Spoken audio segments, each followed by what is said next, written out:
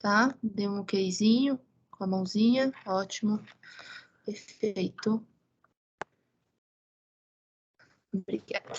Pode iniciar, Adri. Bom, a gente já começa à medida que se forem chegando, a gente atualiza, não tem problema, a gente deixa todo mundo alinhado. Então, assim, a gente vai para a pauta e a gente já até passa para o Zé, que aí o Zé atualiza com algumas coisas, mas, enfim, coisas que a gente precisa discutir nessa reunião.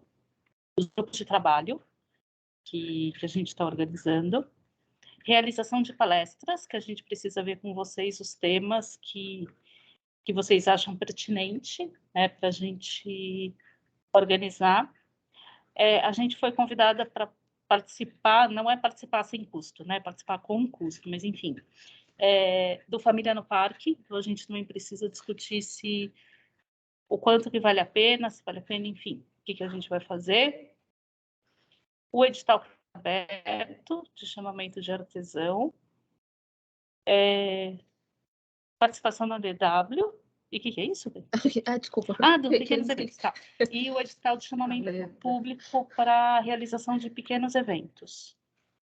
Enfim, bastante coisa, mas nada que a gente não consiga tratar numa reunião. Zé, quer já fazer suas atualizações? Então, boa tarde. Então, pessoal. vamos virar... Você tá com ele logado? Então, pega isso, Zé. Pode pegar. Você pode botar a apresentação se você quiser também. Pode ser. Então, tá, deixa eu fechar ela aqui. Agora ficou mais complexo. Ou então, se você quiser entrar no link e fazer do seu computador, Ele também. não sem internet. Verdade, tem razão. Era o Não, eu vou deixar no telefone dele.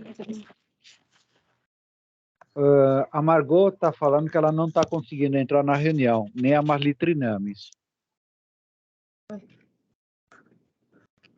Tá aqui o link. Manda para ela direto. Vamos mandar para ela direto. Software livre. Não. Pode abrir pelo PPT. Tem os dois. Tem os dois? Tem os dois.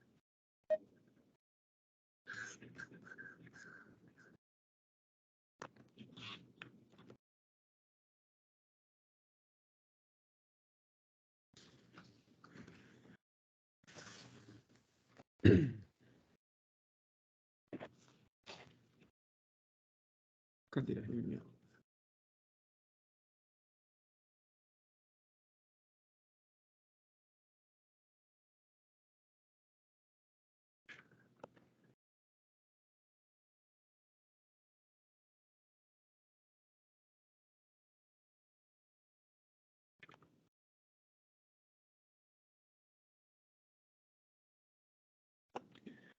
Bom, vou dar uma afastadinha aqui, porque daí acho que todo mundo...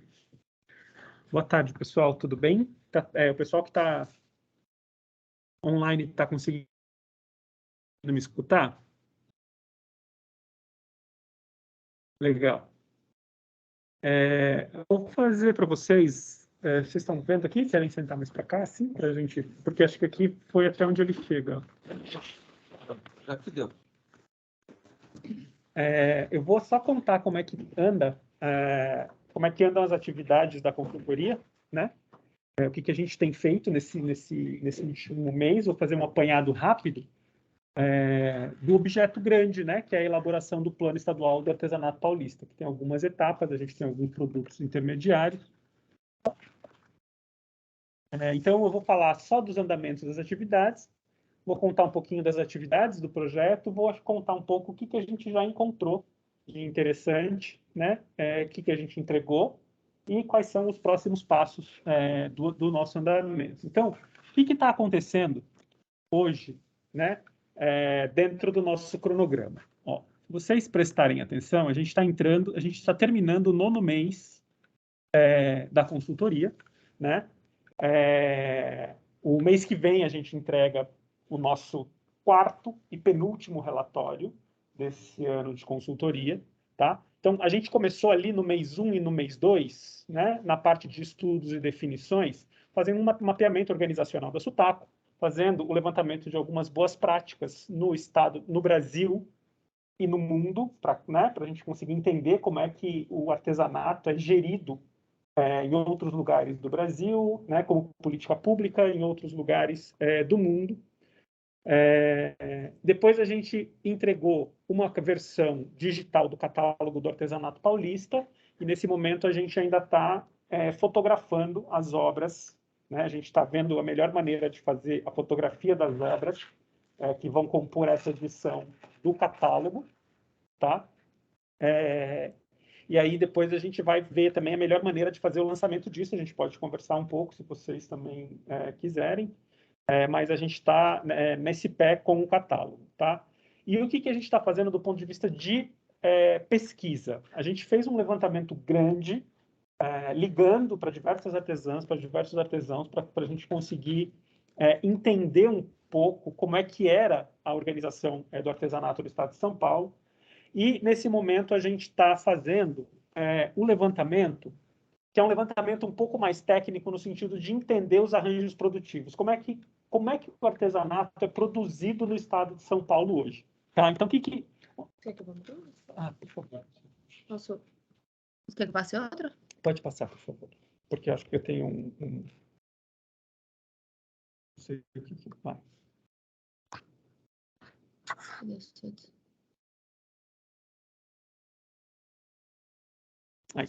Então, ó, a gente está aí com 3 fases grandes, essas duas estão juntas, né, as duas últimas, da pesquisa que a gente fez. Então, a primeira delas foi uma pesquisa exploratória. A gente conversou muito com as prefeituras, a gente conversou muito com artesãs, com artesãos, com associações, a gente levantou uma série de informações de como que o artesanato está organizado nesse sentido, né? Depois a gente está agora em campo, depois eu vou até mostrar algumas perguntas para vocês e pedir a divulgação, ajuda na divulgação, porque a gente está com 300 e poucas respostas, a gente precisa dobrar isso, mais ou menos, tá? A partir de um questionário, eu vou explicar já para vocês. E esse questionário ele é muito importante, porque ele é o questionário que a gente está tentando entender como é que vocês produzem o artesanato. De onde sai a matéria-prima, como é que vocês se organizam para a produção, como é que faz a venda, se a venda é online, se a venda é presencial, se tem loja própria, se não tem, se a renda principal do domicílio, da casa de vocês é o artesanato, se é uma renda, né, que entra como uma renda complementar, se quem está produzindo são mulheres que são chefes de família, se é a família inteira, como é que... Então, tudo isso é importante para a gente conseguir entender como que acontece essa produção. E eu já vou mostrar para vocês por que isso vai ser um dado muito importante para a gente pensar no desenvolvimento do artesanato no Estado de São Paulo como política pública. Tá? Então, a gente está nessa parte e a gente está começando agora 2 estudos de caso. Tá? Então, esse daí é um questionário e esses outros 2 que eu vou contar para vocês são 2 estudos de caso, que significa o quê? A gente vai pegar o arranjo de Apiaí e a gente vai pegar o arranjo de Cunha e a gente vai mergulhar nesses 2 casos para entender o que é que tem em Cunha que favorece tanto o desenvolvimento do artesanato naquela região, o que tem em Apiaí que favorece o desenvolvimento daquela região. O que a gente quer com isso? A gente está tentando entender como é que, a partir de políticas públicas, tipo arranjos produtivos locais, a partir de editais voltados para alguma área de artesanato específico, a partir de algum curso de associativismo, de cooperativismo, a partir de algum curso de empreendedorismo, como é que a gente consegue favorecer o desenvolvimento de outras áreas de artesanato no Estado de São Paulo, à luz de 2 casos que a gente sabe que são casos que têm demonstrado potencial de desenvolvimento no artesanato naquela região. Tá? Então, a ideia é que com esses 2 casos a gente consiga ver o que dá certo, o que dá menos certo e incentivar aquilo que dá mais certo. Né? As maneiras de se associar que dão mais certo, as maneiras de produzir, de escoar, de vender, de empreender, né? Online ou com loja própria ou com uma loja parceira. Enfim, a gente vai, a partir desses 2 estudos de caso, conseguir levantar essas variáveis para contar para vocês o que acontece. Então, a gente está aí, esse mês de junho é o 9º mês dessa consultoria, que tem 13 meses de duração. Né? Então, mês que vem, no mês 10, a gente entrega o nosso 4º relatório de 5, e aí a gente conta para vocês o mês que vem do andamento desse estudo. Eu vou passar aqui, porque, na verdade, aqui é esse estudo que a gente está fazendo, que eu falei que ia ser interessante, porque tem gente recebendo telefonema, né? Então, é legal saber o que está acontecendo. A gente está com um WhatsApp corporativo mandando mensagem para várias colegas, vários colegas de vocês, para responder esse questionário que está tentando identificar também quantitativamente esses arranjos, tá? Então, a gente fez uma amostra pelo Estado e mandamos um questionário que tem algumas perguntas. Então, assim, aqui tem alguns exemplos. Como vocês vendem os seus produtos? Qual a principal atividade econômica? Né? Qual que é a renda média mensal? Como que você adquire matéria-prima? Então, ele é um questionário de 26 perguntas. Ele é um questionário relativamente rápido de ser respondido. Né? Tem só 2 perguntinhas abertas, o resto são perguntas que a gente pontuou já a partir da experiência do questionário anterior, que a gente conversou e tivemos, na verdade, aproximadamente 4.000 artesãs e artesãos respondendo esse primeiro questionário anterior, né, que já veio uma prévia do resultado apresentada para vocês, que foi no relatório anterior, tá? E aí a gente precisa de 606 respostas. Até agora a gente está com 381 respostas desse seguinte questionário, tá? Então a gente então tem Araçatuba, Barretos, Bauru, Campinas, a região central, Franca, Itapeva, Marília, Presidente Registro, Ribeirão Preto, Santos, São José do Rio Preto, São José dos Campos, São Paulo e Sorocaba. Entre 400, no pior dos mundos, 400 respostas a gente consegue fazer o estudo. No melhor dos mundos, 606 respostas a gente consegue fazer um estudo muito mais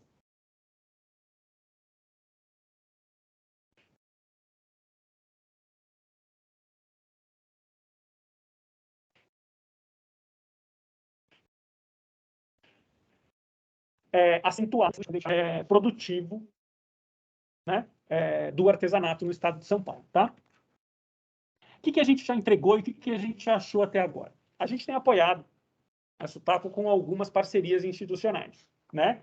Então, a gente conversou bastante com a Secretaria de Educação, vou mostrar para vocês as eletivas de turismo, né?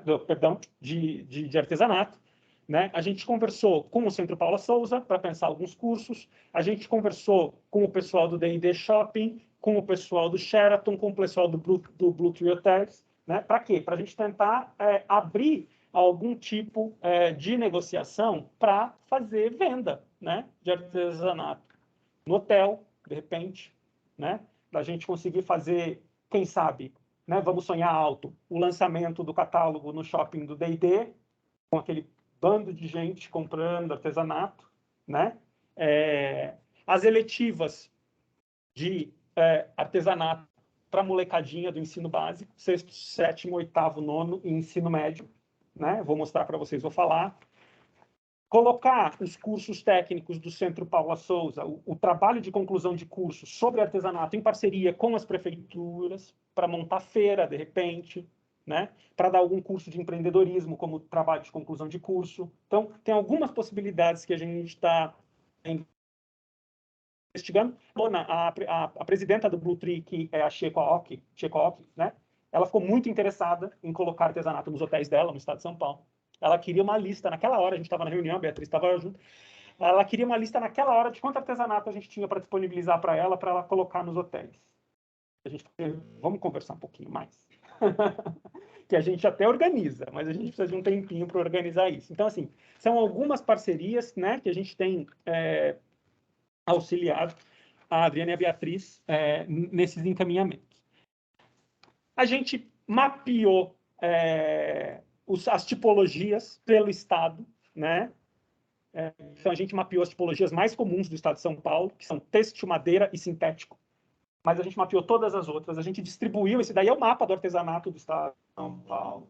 Tá? Então, a gente hoje já sabe que tipo de artesanato se produz em cada região de São Paulo. Né? Isso aqui vai estar no catálogo. É um produto que vai estar no catálogo. Tá? Então, a gente já consegue pensar aí algum tipo de arranjo ou de incentivo a partir da tipologia. Né? Então, esse daqui é um achado bacana. As eletivas de artesanato, como eu estava falando para vocês, a gente está desenhando 3 eletivas de artesanato. 6º e 7º anos do ensino fundamental, a molecadinha de 11 a 12, né? 10 a 12 ali, mais ou menos. Artesanato e identidade. A nossa ideia aqui, como conteúdo programático, é falar, ó, introdução ao artesanato, significado das cores, noção de design, passeios culturais. E aí, como trabalho final dessa eletiva, deixa eu só contar para você o que é a eletiva. É um programa do Governo do Estado de São Paulo, da Secretaria de Educação, que cria disciplinas não obrigatórias, cria disciplinas eletivas para os alunos do ensino básico, né?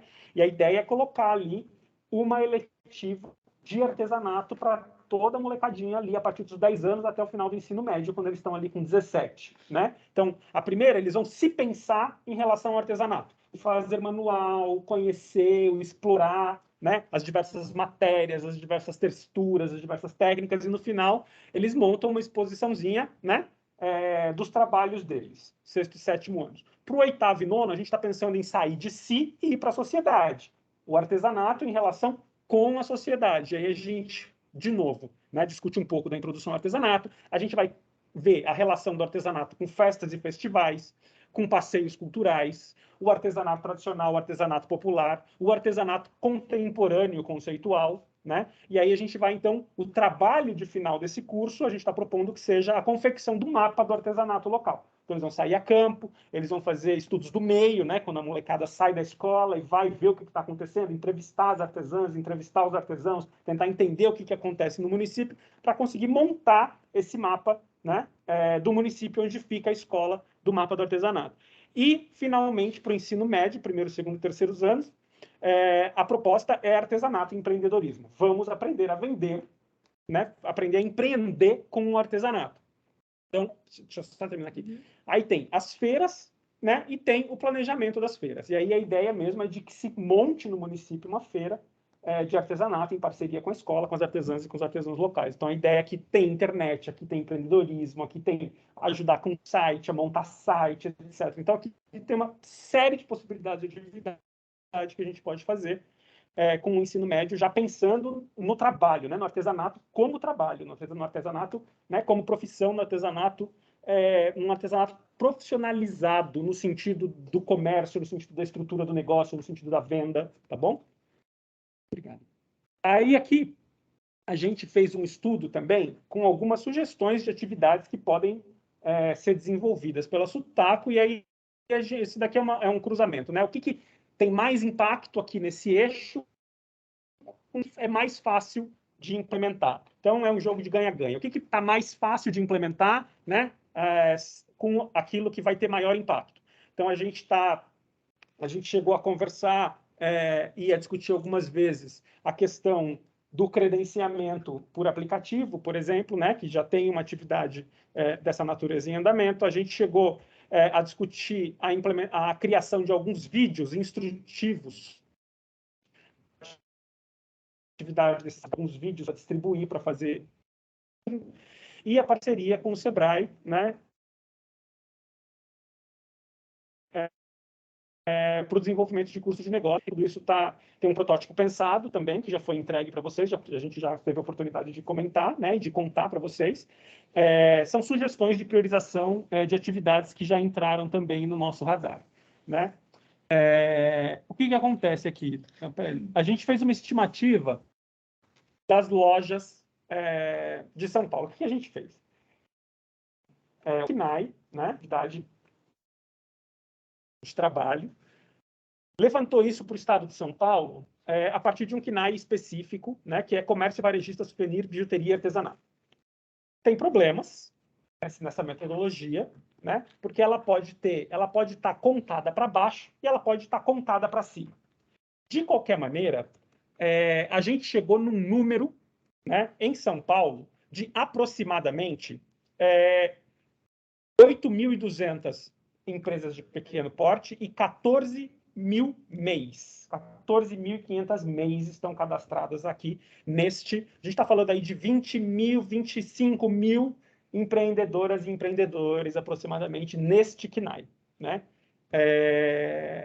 A gente está falando de uma população por região de 47 milhões de pessoas, praticamente, né? E com uma estimativa de empregabilidade que varia entre 16.500 pessoas empregadas nessas empresas a 110.500 pessoas empregadas nessas empresas. Veja que a gente está falando tudo de estimativa, são números que nós levantamos para conseguir tentar tá? Identifica a distribuição, qual o impacto que essa profissionalização vai ter para os arranjos de produção de artesanato nessas regiões, né? Aí, então, o que acontece? A gente percebe, por exemplo, que a região que tem 85% da população do estado, ela tem hoje aproximadamente 7.300 empresas de pequeno porte e 12.500 MEIs cadastradas. A gente está falando aí de São Paulo, Campinas, São José dos Campos, Sorocaba, Santos, São José do Rio Preto e Ribeirão Preto. E a gente conseguiu identificar que existe uma correlação entre o tamanho da população e o número das empresas que estão acontecendo.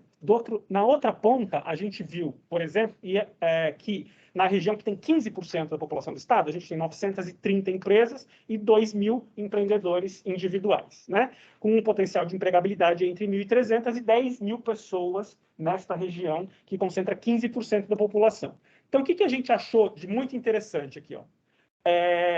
A gente tem uma correlação não muito clara entre IDH, né, e os empreendimentos, mas tem uma correlação forte entre o tamanho da população e os empreendimentos, tá? Então, o que significa isso?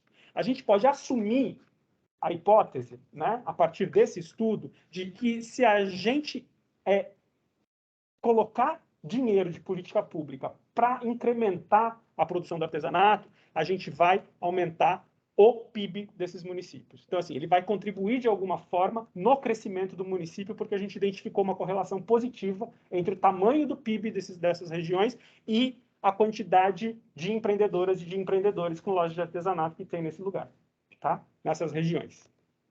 Então, acho que eram esses os achados que a gente tinha para contribuir, para apresentar para vocês dessa etapa do estudo. Acho que são boas notícias para a gente conseguir pensar o desenvolvimento do artesanato no estado, né? E estou aqui para a gente conversar e a reunião, se vocês tiverem alguma questão. Dúvidas? Comentários? Então, online, alguém tem alguma dúvida? Algum comentário a fazer? Aproveita que o Zé está aqui. Eu tenho uma pergunta. Oi, pessoal, boa tarde, tudo bem? Hoje eu estou aqui representando o Sebrae, né? Eu me alterno com a Aline, ela não pôde estar conosco.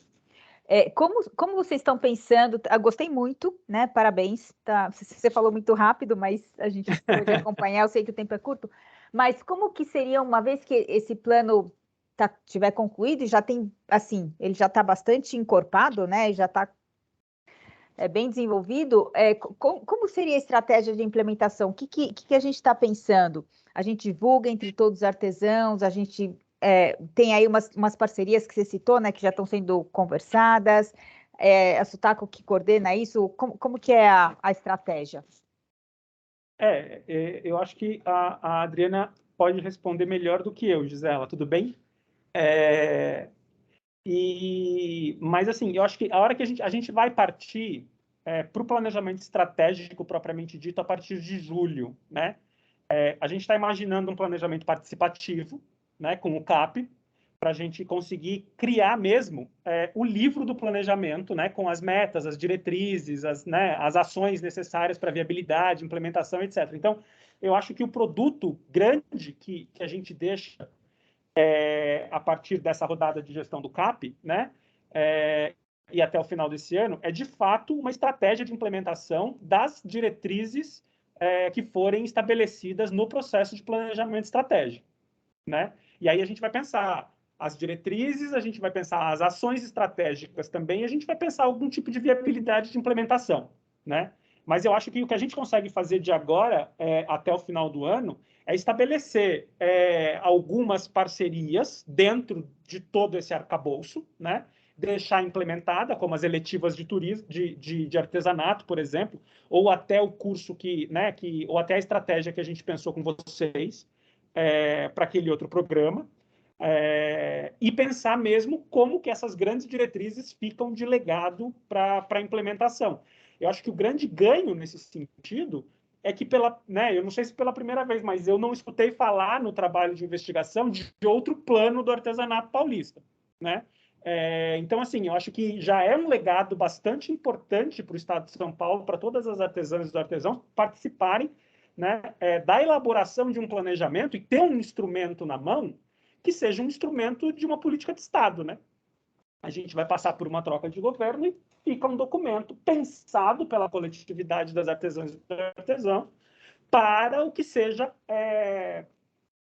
para o que vai contribuir com o desenvolvimento do artesanato daqui para frente e para os próximos 10 anos, porque a gente pensa um planejamento, eu imagino que pelo menos decenal, né?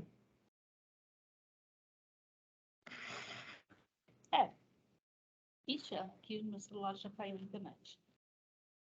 A nossa ideia, Gisela, enfim, vamos ver o que vai vir nesse trabalho conjunto, mas a nossa ideia é estar com todos juntos, independente de ser artesão, prefeitura, Sebrae, Senac, Cidadão, enfim, cidadão todos, comum, né? Todos em conjunto. A ideia é distribuir, sim, a ideia é a gente distribuir de fato, mas a gente sabe que alguns grupos, algumas prefeituras que não têm artesanato, coisa assim, elas não vão ter interesse. Mas, enfim, a gente vai distribuir para todos e a gente vai chamar todos para participarem com a gente.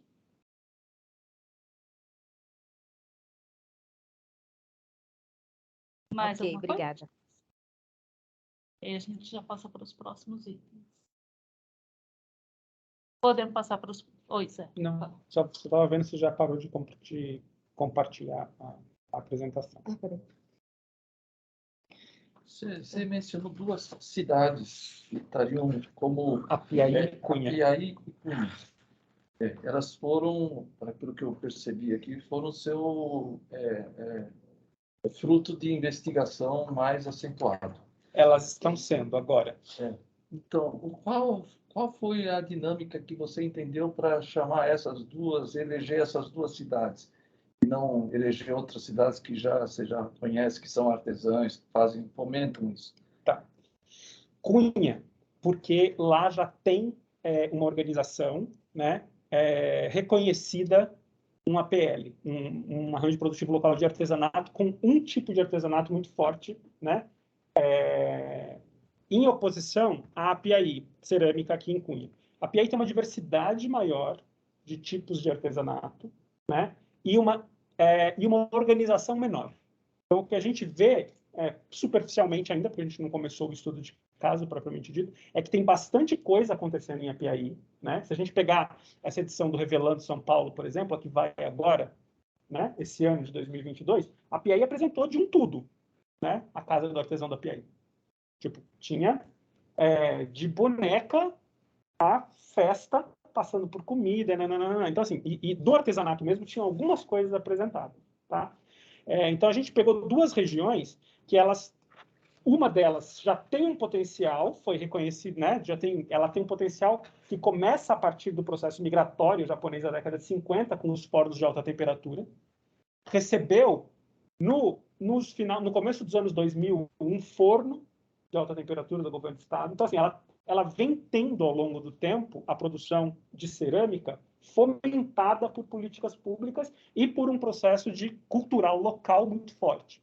Ao passo que a Apiaí, a gente vê bastante coisa sendo produzida, mas de uma maneira mais desorganizada, né? Sem associação forte, né? Sem um interlocutor central, então, com políticas mais picadas, mas isso tudo é ainda uma primeira impressão, né? A gente vai fazer agora se aprofundar nesses dois casos, conversar com as prefeituras, conversar com as associações, com as artesãs, né? Entender direitinho como é que eles compram material, como é que vende esse material depois de feito o artesanato, tá? Como é que moram as tradições, como é que eles se relacionam com as tradições culturais, que tipo... A gente está muito ocupado nesses estudos de caso, como é que o artesanato organiza, por exemplo, uma coisa que a gente chama de cultura política. Como é que ele faz que a gente confie mais? Como é que eu confio mais na Terezinha no processo de produção artesanal? Como é que a gente vira uma associação se eu não gostar da Terezinha? Como é que o artesanato faz com que a gente acredite mais um no outro e confie mais que essa parceria vai dar certo na linha do tempo, sem querer disputar,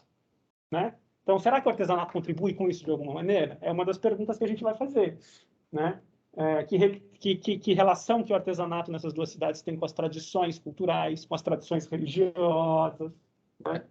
Então, tudo isso são perguntas que a gente vai fazer nesses estudos de caso para conseguir identificar de um jeito bem robusto se existe a possibilidade da gente chegar e propor e falar assim, olha, Adriana, existe aqui algumas características mínimas do que poderia ser um arranjo produtivo local de artesanato, né?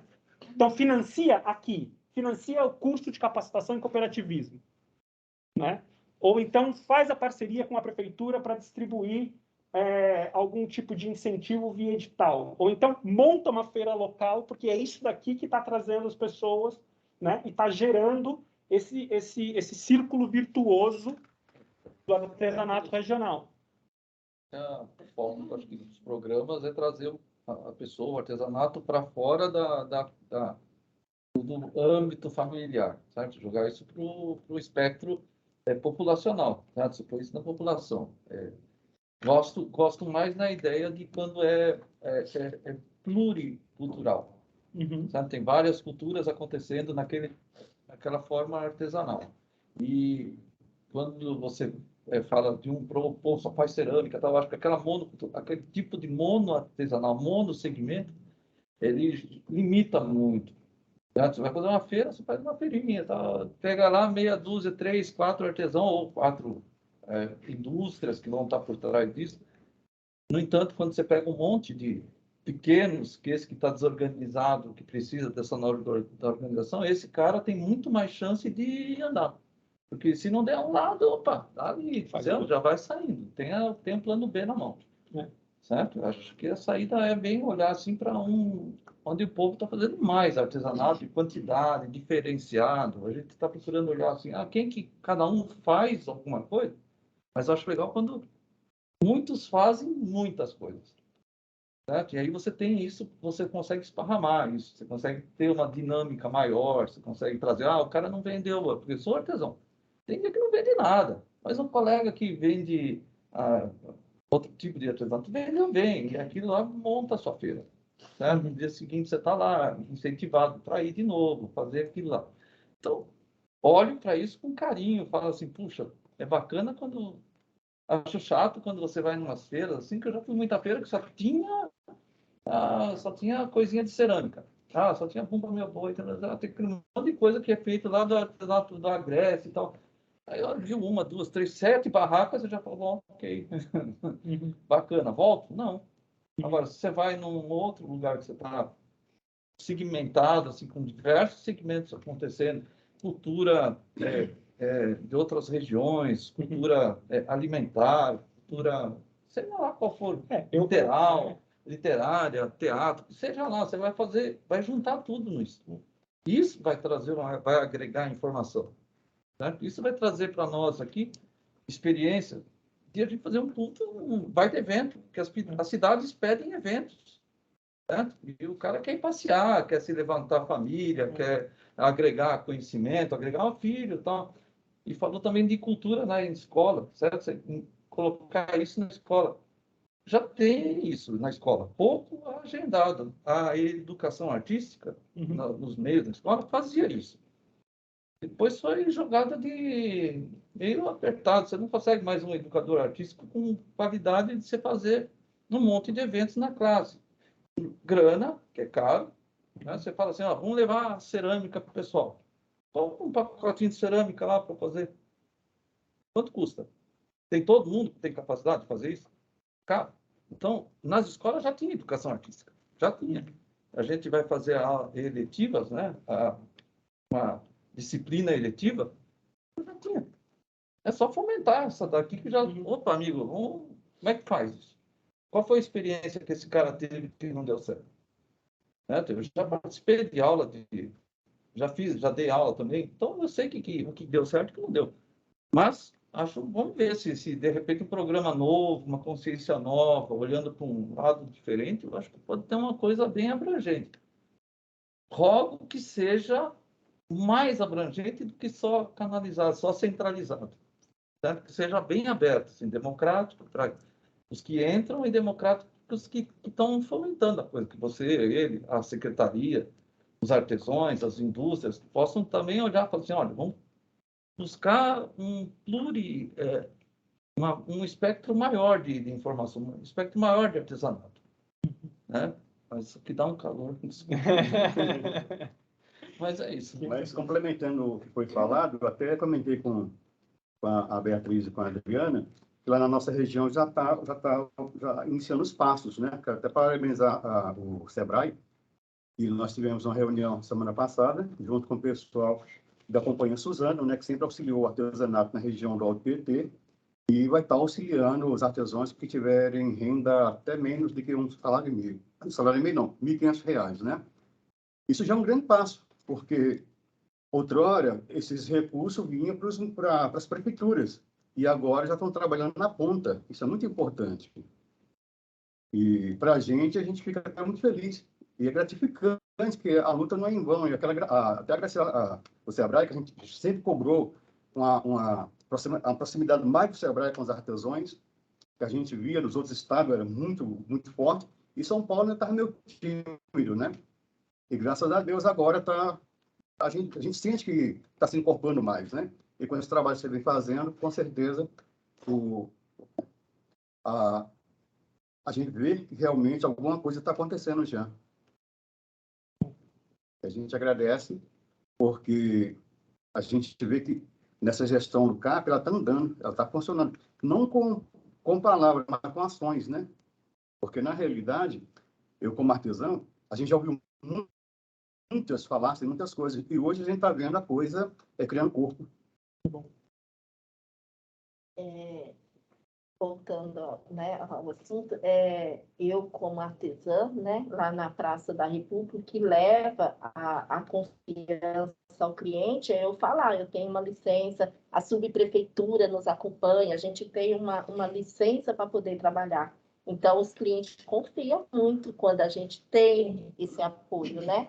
Ou se não, eu falo hoje, né, que hoje as coisas estão evoluindo, hoje eu falo, eu sou MEI, eu sou uma microempresa, então ele já tem como pesquisar, tem como ver, olha, eu já trabalho há mais de 10 anos como artesã. Então, é isso que os clientes realmente precisam, é confiar em passar um pedido. Às vezes eles não querem o que você tem lá, eles querem uma encomenda, né? Seja para uma peça ou mais, né? Então, a confiança é muito importante. Então, você ter a carteira da Sutaco é primordial, você precisa ter. Do SICAV também, super necessário, para qualquer lugar que você vai. Se você tem, eu acho que todo artesão precisa ter, né? E no meu caso, como eu faço lá a feira da Praça da República, eu sempre me apoiei nisso. Porque só de você falar que tem, os clientes tomam confiança, né? E hoje o MEI, ele é maravilhoso para quem é pequeno, né? Ele ajuda muito, muito, muito mesmo, né? A intenção do MEI é em crescer, então nós estamos tentando. Eu quero sair do MEI, então por isso que eu venho assim nas reuniões para ser maior, porque a gente precisa crescer. Realmente a gente precisa crescer e encostar, né? Pessoas que podem fazer isso por nós, né? Tá bom? Como também é muito importante também o fortalecimento dos segmentos do artesanato, as associações, de um modo geral, as cooperativas, o sindicato, todos esses segmentos dentro do artesanato é preciso ser fortalecido.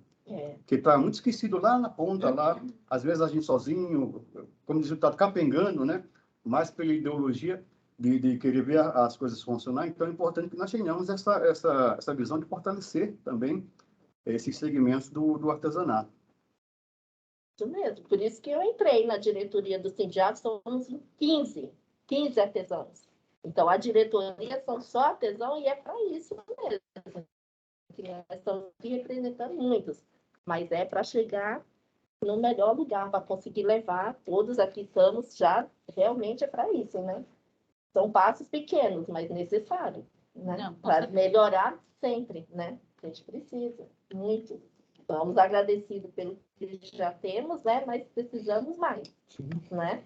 Do que o Zé falou de Cunha, qual que é a grande diferença de Cunha dos outros municípios? Eles estão organizados com um arranjo produtivo reconhecido pelo Estado, né? Então, assim, tem duas políticas lá acontecendo ao mesmo tempo. né? A Sutaco podendo atuar com artesão e o arranjo produtivo. O que muda na prática? Muito. Porque o programa de arranjo produtivo, então, assim, da Sutaco a gente só consegue, vai ter feira, a gente leva para feira, a gente conversa aqui, enfim. A hora... também. Não, tipo, eu não preciso falar da Sutaco porque vocês já sabem. Isso realmente eu não preciso falar. Mas, assim, a hora que a gente fala de arranjo produtivo, a gente consegue trabalhar de outra forma, porque existem conexões entre os arranjos que podem ser feitos. Então, exemplos claros. Então, tá bom, cunha, a gente tem a cerâmica. A gente tem arranjo produtivo de turismo gastronômico. Então, assim, o potencial de venda entre os arranjos é muito grande. A gente participa de evento e a gente chama o arranjo produtivo. Então, não é o artesão de cunha que vai lá. É a possibilidade de ir uma entidade gestora, que obrigatoriamente tem que ter, quando a gente fala arranjo produtivo, tem que ter uma entidade gestora. Vai a entidade gestora representando... Bom, o Sebrae está junto com a gente, isso até é também redundante falar, porque quase todas as políticas do Estado, o Sebrae está junto. A gente tem edital de fomento que a gente abre 2 vezes por ano, que a gente aporta até 490 mil no arranjo produtivo. Então, assim, precisa comprar, sei lá, precisa modernizar o forno, precisa... Reformar a casa do artesão, fazer uma oficina nova. Precisa de capacitação, tal. A gente consegue aportar até 490 mil para a entidade gestora, isso não vai para o público, não vai. É para a entidade gestora, que tem que ser sem fins lucrativos, e ela consegue fazer a gestão desse projeto, né? O projeto é feito pelo arranjo produtivo, não é a gente que impõe. Então, o arranjo identifica qual é o problema e ele solicita esse recurso. Então, assim, são formas do Estado atuar que chegam, aí que você estava falando, chegam de fato na ponta, porque quem organiza o projeto é o arranjo produtivo, né? Então, qual a importância de estar organizado? Independente de ser um tipo de produto, vários tipos de produto, aí não importa. É estar organizado de forma que consiga uma entidade gestora responder por todos, né? Obrigatoriamente sem fins lucrativos, isso não tem discussão.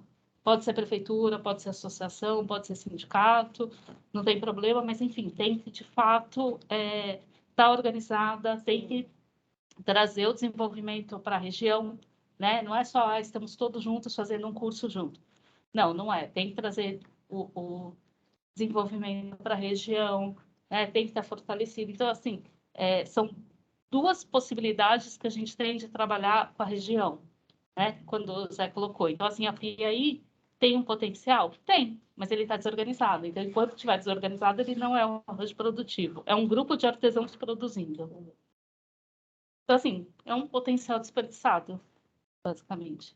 Independente de quantos tipos de produto estão sendo feitos, né, Zé? Enfim, só para esclarecer os benefícios de cunha, digamos assim. Para vocês entenderem, eu fiquei com cunha importante. Eu conheci a região de Apiaí, trabalhamos lá em 2000 com mapeamento. E assim, ali tem vários municípios, né, trabalhando com região, né? Mas sim, era uma coisa, cada um produzia, levava para lá, era a casa do artesão, tinha uma senhora que tomava conta, que acho que não está mais aqui. E aí, os artesãos não se evoluiu, né? E ao contrário de Cunha, que a gente vê que o pessoal, né? Lá, a qualidade realmente Cunha tem superior, né? Enquanto em Apiaí era o pessoal da área rural, né? Se interessar para fazer a produção. E aí sempre tinha aquelas feiras foco, né? E tinha sempre as partes que consumiam boa parte da produção. Acho que foi isso. E isso é um pouco, e assim, eu como artesão, fico maravilhado de saber, né? De uma pesquisa desse levantamento, a gente sabia que existia esse potencial, né? E só que ninguém, né? A gente vê nas feiras, não é impossível, gente. Eu estou 30 e poucos anos na feira, a gente sabe que tem uma evolução, você tem um salário que você está ali, senão você não está na semana ali, né? E o artesão nega isso, entendeu? Ele não, né? Enquanto quando você faz, mas para que eu vou falar quanto eu ganho, quanto isso, eu sou beneficiado por isso, né? Aí fico nessa negativa, né? E aí eu acompanho mensalmente, agora aprendi com essas técnicas, não sei quanto é que você ganha, como você ganha, onde você pode investir, o que você pode, que tipo de feira você pode comprar aí, né? Ou não, desistir dessas feiras, né? Então, isso é importante, quando a gente vê esse relatório, que tudo isso daí, realmente, é esse espelho que nós somos, entendeu? Somos isso. E se o governo olhar para nós, né, investir mais, não só o governo, como outros, né? Você vê que até outros, né, a iniciativa privada está de olho, né? Poucos dias aí eu respondi uma pesquisa, que eles pesquisaram como artesão, eles queriam saber como a gente evoluía na esteira, como para trabalhar com as máquinas de cartão. Então, quer dizer, ó, desperta um outro olhar, né? Sim. Então, se a gente está organizado para isso, a gente vai... Não nessa só onda aí, organizado, né? como formalizado.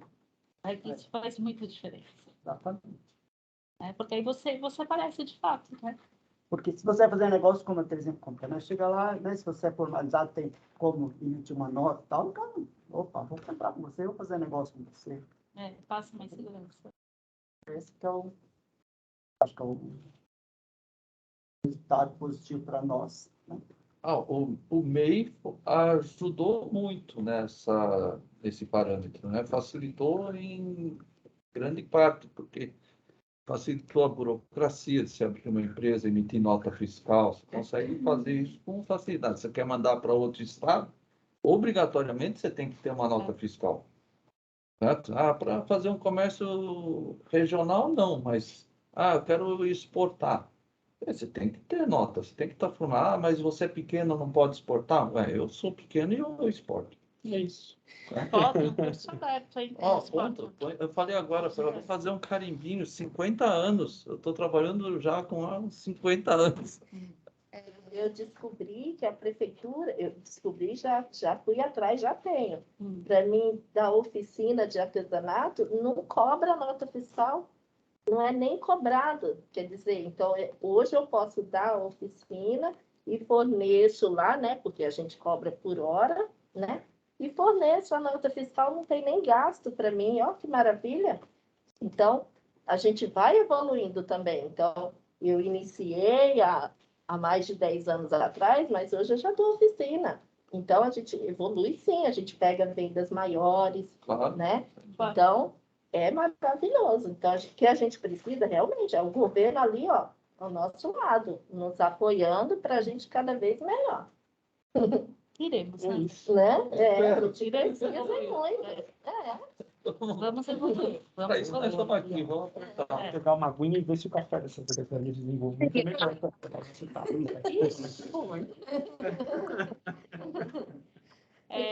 Eu poderia. Alguém quer?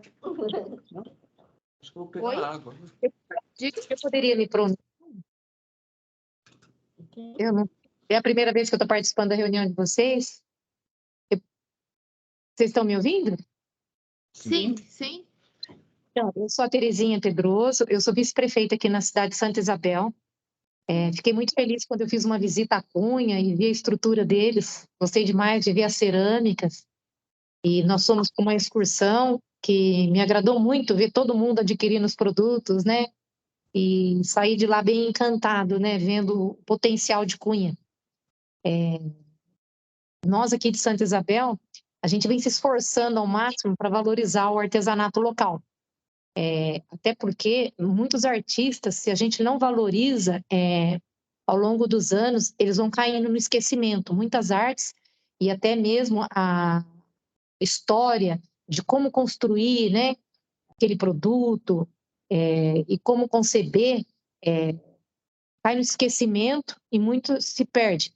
Nós tivemos um grande artista em Santa Isabel, o nome dele era Dito Pituba, e está para fazer 100 anos da morte dele, no ano de 2023. Ele era um grande artista, consagrado tanto quanto Aleijadinho. E as obras dele estão no Museu de Arte Sacra de Aparecida, no Museu de Arte Sacra de São Paulo, e muitas delas estão espalhadas em algumas cidades, até da região e até fora do país. E eu, conhecendo a história dele, comecei a pesquisar. Ele era olheiro, ele trabalhava com a família numa olaria, fazendo telhas e tijolos.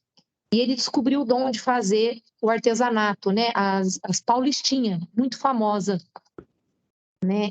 Ele é um dos últimos, né? Os remanescentes dessa paulistinha.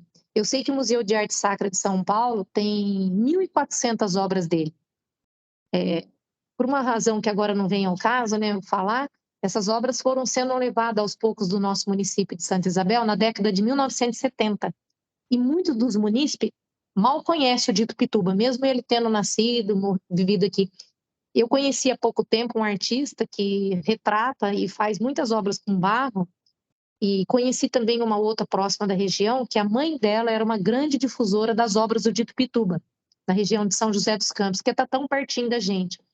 Só que nós aqui de Santa Isabel, mesmo eu como gestora na prefeitura, a gente fica um pouco amarrado, porque os orçamentos da cultura no município são muito pequenos. Tipo assim, não chega nem a 1%, né, da arrecadação. Eu acho que isso reflete no país inteiro. Então, tipo assim, como aumentar essa arrecadação no município para que a gente pudesse fazer mais investimento na cultura e fazer crescer o artesanato, que a gente sabe que fazendo isso faz crescer um Brasil inteiro, né? Então, a nossa luta vem de alguns anos já teve momentos que eu tive na cultura, né? E foi muito difícil essa luta dentro da cultura como secretária, por conta de pouco investimento cultural.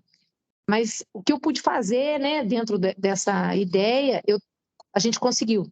Eu parabenizo muito o governo perto dessa pandemia aí, que a gente teve a lei da Aldir Blanc, e com muita rapidez, a gente assumindo a gestão, a gente conseguiu fazer uma campanha grande no município e convidar vários artistas, né, e a participarem dessa inscrição da lei do Aldir Blanc. Então, a gente conseguiu distribuir um bom dinheiro para, acho que, quase 80 artistas em Santa Isabel. E essas obras vieram para o nosso acervo da cultura, né? Então, era crochê, era artesanato em papel, em tecido, tudo quanto é tipo, desde pintura, a música, a dança, até produtos de alimento também, como doce, coisas típicas, né? E isso fez com que a gente conhecesse muitos artistas, porque às vezes muda uma gestão, se perde como é que se diz? Se perde os telefones, os contatos, e os artistas acabam caindo no esquecimento, né? Então, tipo assim, as políticas públicas eu acho muito necessário, eu gostei de ver esse plano, né, de artesanato paulista, porque eu acho que torna um registro dos artistas, né? E hoje, interessante, eu acordei pela manhã pensando nessa questão, e a gente teve umas parcerias aí com o Sebrae, que nos ajudou muito nos últimos meses. A gente, a vinda do Tiago, né, do Sebrae aqui de Guarulhos, nas conversas, a gente não tinha no Sebrae projetos de aulas culturais, mas tivemos aulas de empreendedorismo, né, onde eles ensinaram para as nossas artesãs como sair da formalidade, como conhecer o MEI, né, como se portar diante das redes sociais. Então, foi bem bacana também. Mas é um trabalho de formiguinha que eu vejo, né? E hoje, pela manhã, eu acordei pensando nisso, em procurar a turma do Sebrae, porque uma das coisas que aconteceu, a gente conseguiu fortalecer a feirinha nossa do artesanato. Mas, por exemplo, a feira ela acontece muitas vezes em céu aberto. Tipo assim, nós conseguimos ajudá-las com as mesinhas, né? O pano que cobre a mesa, tal. Mas e se chove? E o sol quente, né? Nós temos um artesão aqui que ele tem 88 anos, ele faz carrinho de boi, belíssimos de madeira. Carrinho de boi no sol, trinca tudo.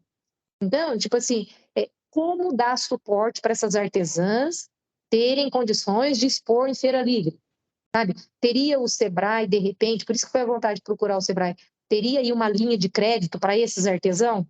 Por exemplo, nós conseguimos nesses últimos meses, eu acho que eu e a minha assessora conseguimos cadastrar quase 40 pessoas na Sutaco, porque uma das formas que a gente fez a gente vai liberar o espaço na praça pública, mas uma das exigências é você ter a carteirinha da Sutaco. Até porque a gente não desce o espaço para todo mundo, né? Aleatoriamente. E daí elas tiraram a carteirinha. Daí a ideia, né, é tipo assim, somar com vocês, né? Para que a gente possa ajudá-las a gerar renda familiar, né? Porque muitas são idosas, são obesas, são mães de família com crianças pequenas, então elas não conseguem emprego, né? Então, o artesanato, ele vem para preencher, né? E ajudá-las a não ter depressão, tristeza, né? E muitas vezes, como eu disse, gerar renda e o sustento da família, né? Como muitos casos a gente tem aqui da esposa e o marido trabalhando no mesmo projeto, né?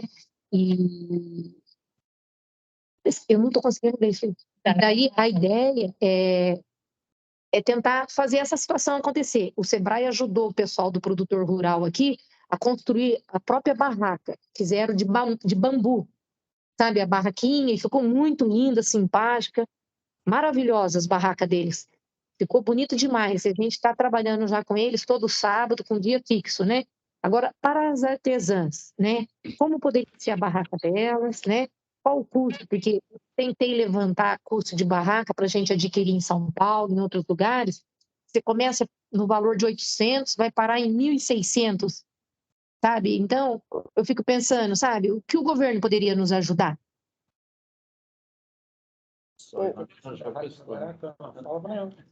ir lá na Rangel Pestana que você encontra os fabricantes de barraca. Tem muito. Então, você está me ouvindo? sim. Aqui, ó. Você tem aqui em São Paulo tem uma avenida que chama Rangel Pestana. E lá tem uns fabricantes de barracas, assim, logo na subida da Rangel. E você vai encontrar barracas bem mais em conta do que essas de 800. Se eu não me engano, agora, acho que uns 2 meses, uma pessoa que encontrou lá uma por R$300. De 1 metro por 1 metro, uma coisa assim. Todo fica lá, um patamar de 1 metro e um toldozinho, R$300. Acho que é bem. Terezinha, vamos marcar uma reunião e aí a gente conversa fora do CAP, que aí a gente pode passar uma hora inteira conversando com calma. Eu acho que se vocês puderem participar também, acho que seria legal, porque aí a gente já pensa numa ação conjunta, né? E aí a gente pensa como fortalecer a prefeitura. Então, Oi? uma das coisas que eu gostaria muito é, por exemplo, eu sei que cada cidade tem que olhar o perfil que ela tem, né? E, tipo assim, eu vejo com muita necessidade a gente tentar promover esse curso de cerâmica aqui. Como teve, eu acho que tem em Cunha. Por exemplo, eu gostaria, para o lado artístico, eu gostaria que a gente tentasse reproduzir as peças do Dito Pituba, sabe? Em especial por conta dos 100 anos do falecimento dele. Nossa igreja, que é do Rosário, foi construída por escravos, está para completar 300 anos. Então, eu estou pensando num plano dessa forma, sabe? Tipo, ter essa possibilidade. Como conseguir esse dinheiro para patrocinar esse artista que possa vir nos ensinar a lidar com o barro, a fazer a queima dele. Daí, se de repente, né, essa parceria com o Sebrae viria bem a calhar, né? Mas a gente marca essa reunião. Obrigada pela oportunidade aí. Imagina, coloca, por favor, seu e-mail no chat, que aí a gente já entra em contato terminando a reunião. Tá? E, Adriana, complementando o que a Terezinha falou, eu estou ali do lado, eu estou em Biritiba Mirim, e eu sou ceramista, né? Ceramista e escultor, que a gente poderia fazer para auxiliá-la também, eu estou à disposição, tá, Terezinha? Tem som. O ceramista, qual que é o teu nome mesmo? Pedro Ferreira. Ah, tá bom, Pedro Ferreira. Não posso perder a oportunidade, né? Depois a gente entra em contato contigo. A gente está ali do lado, está em Biritiba Mirim. Gente, vamos tentar passar rapidamente pelos pontos que faltam. Enfim, os grupos de trabalho que a gente montou tem até o dia 30 de junho para todo mundo se inscrever e sugerir algum outro grupo que a gente tenha deixado de fora. Ainda não tivemos sugestões. A gente teve inscrição, mas não sugestão. Vamos fazer um do planejamento estratégico? Tá bom. Eu acho que não entrou. Tá bom. Vocês aceitarem a sugestão, porque a gente já começa a trabalhar o desenho, porque o planejamento estratégico vai ter uma série de reuniões para a gente discutir o desenho da Sutaco, as ações da Sutaco, né, parcerias, etc. Ai, quero me inscrever nesse. Eu já vou incluir aqui. Já vou me inscrever nesse. Eu já gerei capital social para a empresinha.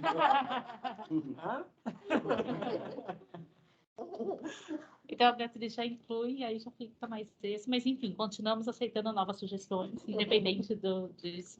Eu vou, inclusive, abrir para vocês fazerem mais de uma inscrição, considerando que vou botar uma turma nova, ou um grupo novo. Mas eu acho que pode, inclusive, editar A sua Às vezes resposta. não consegue. Ah, então Eu tudo sei bem. pelo APL, às vezes não consegue editar a resposta. Não tem problema, eu vou incluir aqui. Realização de palestras. A gente estava discutindo até por um pedido que a gente recebeu de palestras sobre Inmetro, para certificação de brinquedos. Aí a gente está pensando numa estratégia, enfim, como é que a gente vai fazer a contratação. Aí a gente já pensou, de repente, ao invés da gente só fazer isso, tem mais alguma outra palestra que vocês acham necessário? Que aí a gente já faz um pacote de palestras. Né?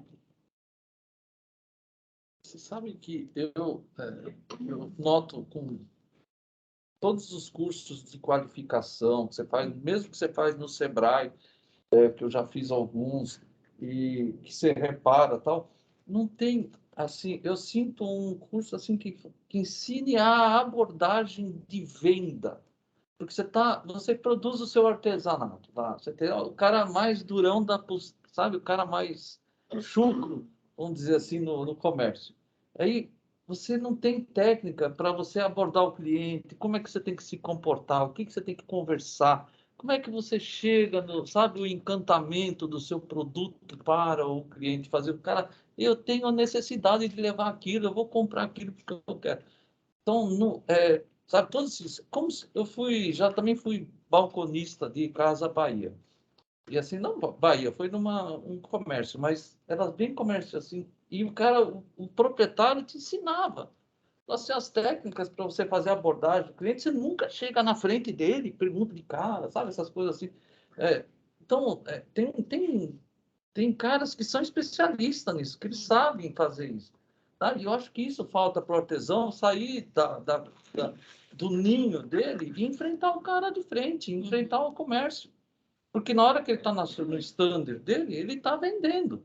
Não só o produto dele, mas ele tem que vender primeiro uma imagem legal. Certo? Então, eu acho que falta isso. Eu acho que podia ser Na terça-feira passada, nós tivemos uma reunião em Biritiba, e por sinal, uma roda de conversa com artesãos, o pessoal de e-mail, o pessoal todo esse pessoal que fomenta a cultura, né? E, por sinal, o Sebrae, o pessoal deu uma palestra maravilhosa sobre como abordar os clientes, como tratar o cliente, até mesmo como arrumar a sua barraca, deixar a sua barraca bonitinha. Isso é fundamental. Porque, infelizmente, a gente vê algumas exposições, algumas coisas, que quando o pessoal monta o stand, infelizmente, parece aquelas lojas de roupa velha, sabe? Aquelas coisas, brechó, né? E precisa que esse pessoal, os artesãos de um modo geral, tenham acesso a isso. E o Sebrae, por sinal, foi muito feliz de estar ministrando essa palestra para o pessoal, como o pessoal se portar diante do cliente. Isso é importante. Aí, Gisela. O Sebrae no das Cruzes, tá? São parceiro nosso lá na região. Acho que é fundamental. Então, talvez eu possa dar um pitaco aqui, mas, de novo, talvez a gente possa, pessoal, fazer uma reunião específica sobre isso, também com outras pessoas do Sebrae, né, para a gente discutir esses temas. Mas o artesanato, ele é uma peça de uma engrenagem muito grande, né, que é turismo, que é a história do local, quer dizer, o artesão vem de uma experiência, né, não vem de... Ninguém compra um porta-copo. A gente compra, porque precisa um porta-copo, mas a gente compra um certo porta-copo feito com certo material, ou compra, né, a figura do barro, que a vice-prefeita estava falando agora, lá do Itupituba, etc. Então, acho que seria bastante bacana se a gente pudesse ter uma conversa mais ampla, né? Porque quando um artesão vai desenhar a imagem do seu produto, ela tem que estar linkada, ligada com uma certa história, né? E por isso a importância também de pensar isso regionalmente, né? Com a história ali da região, etc. Mas também a gente oferece os cursos pontuais e podemos oferecer isso, não tem problema nenhum. É só que eu estava pensando que para isso realmente dar bastante certo, seria bacana colocar nesse contexto maior. Odri, vamos marcar, vamos combinar com o pessoal, se vocês conseguem organizar um momento onde a gente faz uma conversa específica com vocês, com o CAP mesmo, né? Não, vamos sim. Fechou. Então, eu queria falar essa questão das técnicas, né? Inclusive, tenho observado, andando por aí, quando chega na abordagem, na etiqueta do produto, qual até que você usa? Montagem. Aí você olha o produto, né? Meu, o cara lixou, o cara amassou, o cara secou, o cara tingiu, e na hora do final da apresentação é só a montagem que ele fez. Olha quanta etapa importante do trabalho, e ele não fala isso no final, na criação do produto, né? Eu acho que você até ficou olhando assim, meu, tá desmerecendo, que montagem é pôr uma coisa sobre a outra, né? Parece ser só isso, né? E aquelas outras etapas de trabalho que ele fez? Acho que a gente acaba até desvalorizando o nosso trabalho, que a pessoa chega, você fez uma montagem? Como eu fico indignado quando falo assim, quando faço a biojoia, é enfiação. Não é enfiação, amigo. Eu peguei a semente, eu tratei, eu sequei ela, eu perfurei, eu tingi, tá? Aí sim, no final, que eu vou fazer a montagem, enfiar no fio, fazer a criação, né? Então, aí eu estava observando, andando, tanto aqui quanto no Rio, contigo na feira, lá, e estava discutindo esse olhar, né? Que às vezes as pessoas não sabem falar qual é a técnica que ela utiliza, como que é feito esse processo, né? E às vezes ela acaba perdendo isso daí, né? Não valorizando dentro da sua cadeia de trabalho. Eu acho, assim, uma necessidade que eu vejo muito, e há anos que eu vejo lá na feira, muitos artesãos chegam e falam, como que eu posso entrar na feira? Como que é que faz para entrar? Como que pode participar? Então, essa é uma dúvida que muitos artesãos têm. Pessoas que querem entrar para a feira, pessoas que nem fazem, aí querem saber de curso, ainda nem tem, só viu e quer fazer. Elas pedem tanto o curso como querem entrar. E nessa área assim, de feira, eu até te indico, tanto o Gil, que é do presidente do sindicato, como o Lindolfo, porque eles entendem muito para poder entrar nas feiras, né? Pelo menos aqui em São Paulo, né? Na região do centro, eles entendem demais. E perguntam o dia inteiro. O dia inteiro. Pergunta, é verdade. Não é, Renato? Eles perguntam muito, porque eles acham que às vezes, né? Por falta de conhecimento mesmo, eles acham que é só também, pagar comprar uma banca e entrar lá, né? Então, não tem mesmo conhecimento, é falta de conhecimento mesmo, né? Isso precisa, é necessário. Sim, quer falar. Pode falar, Nicinho. Boa tarde para todos aí, né? Eu sou o Lindomar, mais conhecido como Nicinho, por causa do meu pai. E eu acho que a Cleide, não sei se ela colocou aí no chat, né? Eu acho que uma conversa boa é com o IBAMA, né? Sobre a licença para o artesão, né? Poder retirar a sua matéria-prima, né? Como nós aqui, que estamos do litoral norte, para quem não conhece a gente, nós somos de São Sebastião, trabalhamos com a cultura tradicional e trabalhamos com a matéria-prima, taboa, cacheta, madeira que faz canoa, bambu, enfim, materiais retirados da natureza. E a gente tem muita dificuldade para retirar por conta de ser proibido, né? Eu utilizo como matéria principal a cacheta. E a cacheta é proibida por lei, por conta de ela estar em extinção por causa de especulação imobiliária, não por causa do artesão. E o artesão acaba pagando pato por causa disso, né? A cacheta, ela é uma madeira que se reproduz muito rápido. Então, hoje a gente não fala que o artesão vai cortar uma cacheta, ele vai fazer uma poda, porque ela se reproduz muito rápido, né?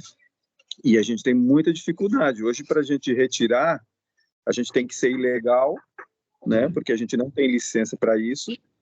E, às vezes, tipo assim, aqui como tem muitos condomínios de luxo que aterram o cachetal, a cacheta, ela, para quem não sabe, ela dá no brejo, e depois que aterra esse cachetal, ela não nasce mais.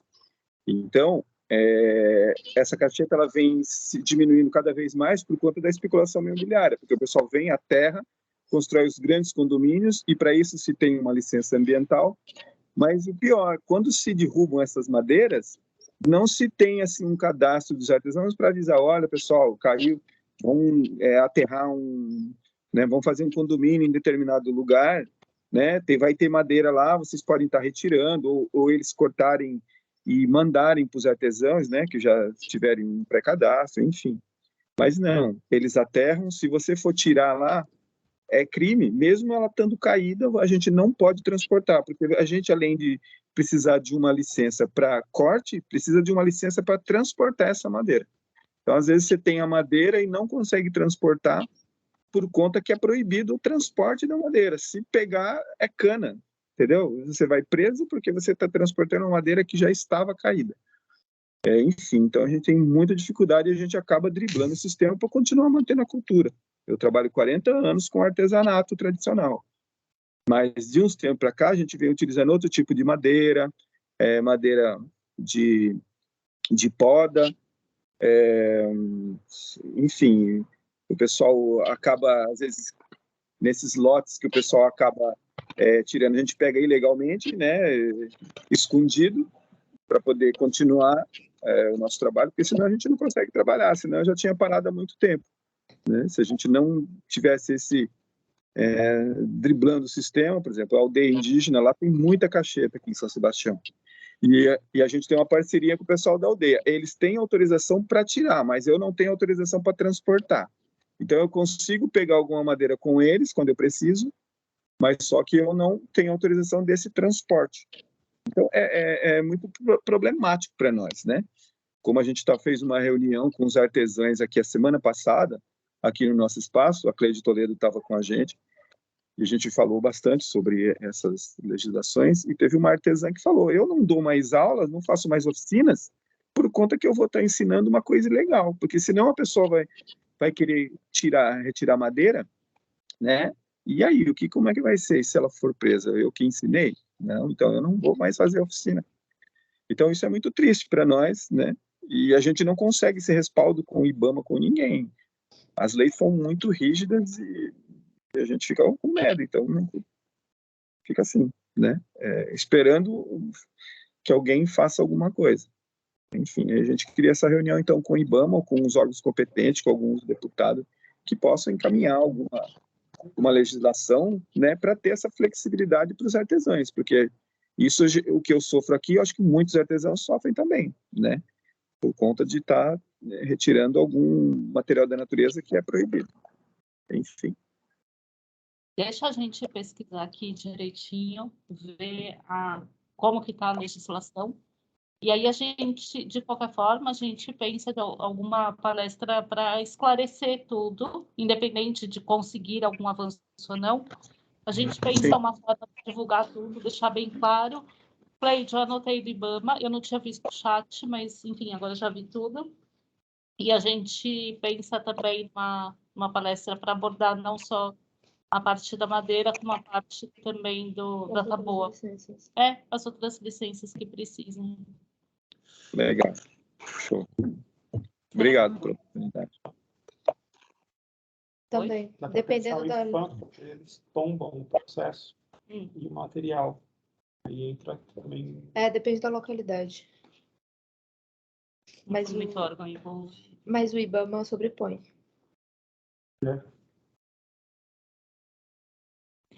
Agora, gente, a gente já avançou bastante o tempo, mas uma coisa que a gente precisa tratar, que aí a gente deixa os outros para... Bom, primeira coisa, tem o edital da feira aberto até dia 10 de julho. Então, quem quiser participar da feira é importantíssimo. E a gente recebeu o convite para participar do Família no Parque. Então, o que a gente entendeu que seria mais adequado seria o evento que vai ter, que é dentro do Jockey. São 6 dias, então são 3 finais de semana, sábado e domingo. Enfim, vai ter toda uma parte de entretenimento para a família, então a parte kids, né, para as crianças estarem, e uma parte de alimentação, e aí realmente a gente recebeu esse convite para saber se a gente quer montar um stand. Eu recebi via PLs e via Sotaco, enfim, a gente tem as duas possibilidades. Se vocês acharem adequado, a gente avança com a negociação, então a gente não fechou negociação nenhuma, não é garantia que a gente vai fechar. A gente só está fazendo uma consulta para ver se vale a pena a gente continuar com essa negociação. Sim.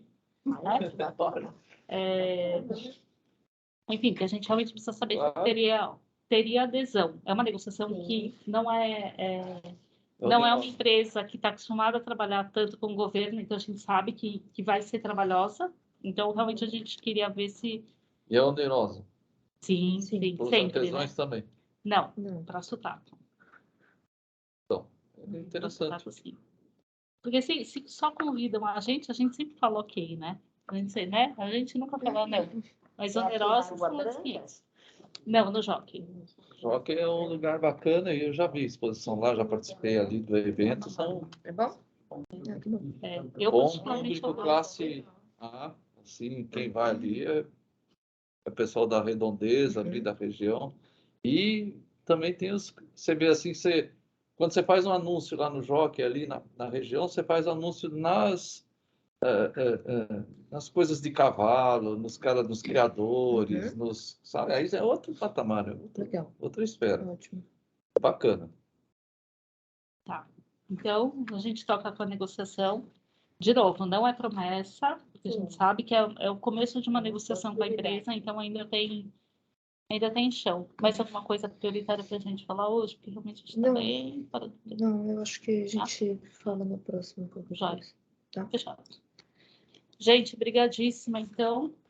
Qualquer coisa a gente está à disposição. A gente continua conversando fora da reunião, se for preciso. Zela, então depois a gente combina a outra reunião. Terezinha, eu já anotei seu telefone, também a gente entra em contato, a gente já conversa. A gente está super à disposição, que vocês precisarem.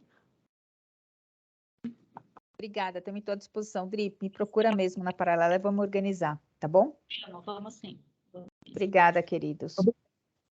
Obrigada a todos. Gente. Tchau, pessoal. Tchau, boa semana. Tchau, tchau. Para de gravar. Para de